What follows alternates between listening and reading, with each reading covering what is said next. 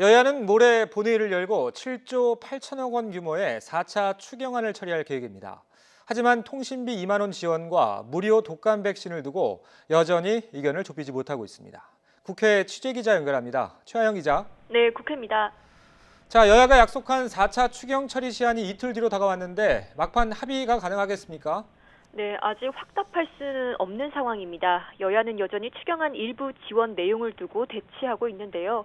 이 더불어민주당은 13세 이상 모든 국민에게 통신비 2만 원을 지원하겠다는 계획을 고수하고 있고, 차라리 그 돈으로 모든 국민에게 독감 백신을 놔주자는 국민의힘 역시 의견을 굽히지 않고 있습니다.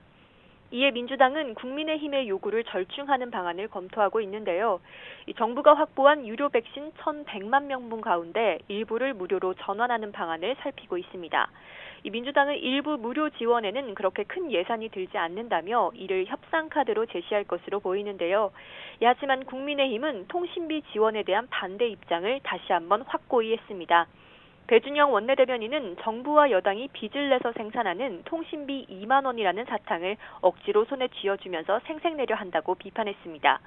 이에 따라 이번 추경 처리에선 통신비 지원과 무료 독감 백신을 두고 여야의 치열한 줄다리기가 이어질 것으로 보입니다.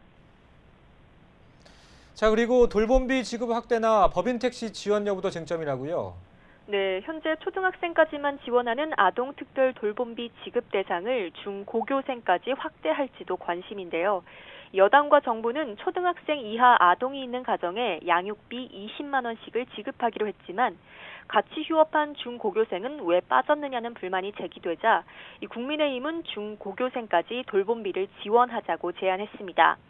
또 소상공인인 개인 택시 운전자는 지원금 100만 원을 받는 데 반해 근로자 신분인 법인 택시 기사에게는 아무 지원이 없다는 점도 쟁점입니다. 이같이 세부 항목을 두고 여야가 이견을 보이는 가운데 주호영 국민의힘 원내대표는 국가에 도움이 된다는 확신이 없으면 날짜에 끌려서 동의할 일은 절대 없다고 엄포를 놨습니다. 그래서 모레 추경안 처리가 사실상 어려운 것 아니냐 이런 회의적인 시각도 나오는데요. 하지만 추경안 처리가 지연될 경우 민생을 외면했다는 비판을 피할 수 없는 만큼 막판 합의 가능성에 무게가 실립니다. 또 추석 전 지급이라는 약속을 지키기 위해 여당이 단독 처리에 나설 것이란 관측도 나옵니다. 일단 여야는 내일 예결위 소위를 열고 이 구체적인 방안을 논의할 것으로 보입니다. 지금까지 국회에서 전해드렸습니다.